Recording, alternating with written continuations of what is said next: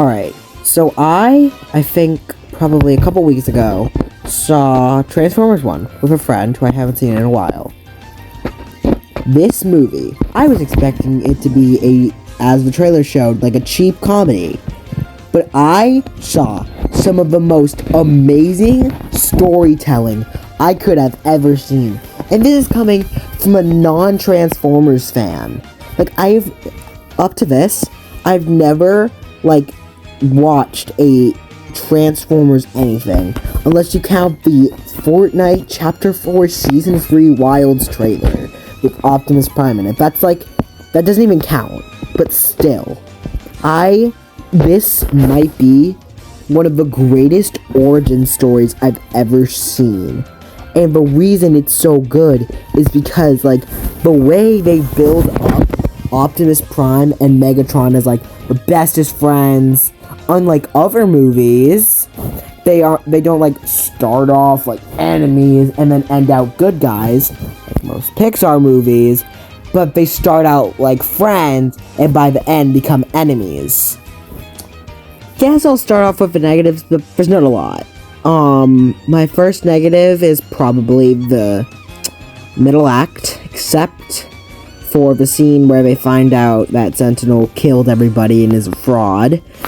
The second act, the intro to the second act, and most of the second act was so unbelievably boring. I was sitting there in that theater and I was like, so what happens now? This is like everything they showed in the trailer, so where does the movie go from here?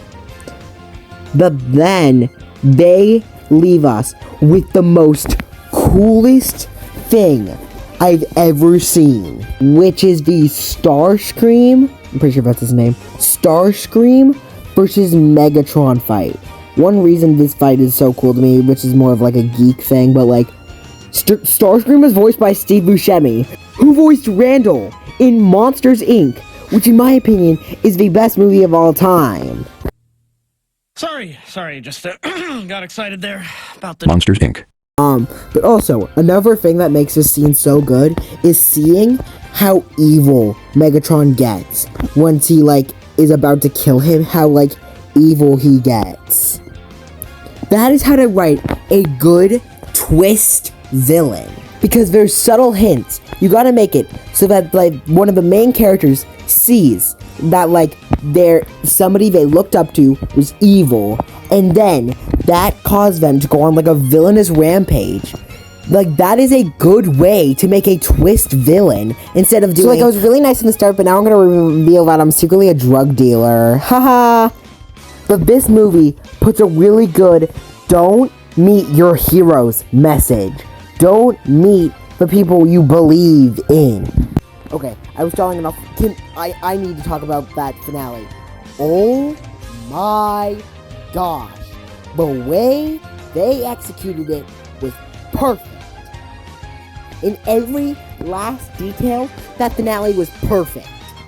Cause this is where you really get to see Megatron become an absolute villain.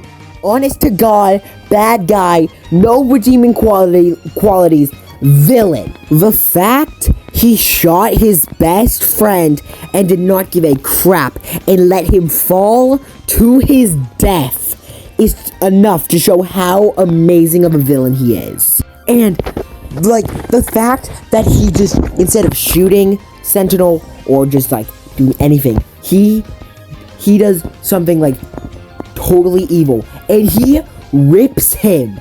He rips him into two parts. It's like you're removing the legs off a Lego minifigure. That is how crazy it is. And the way, and then he steals his cog. Oh my god.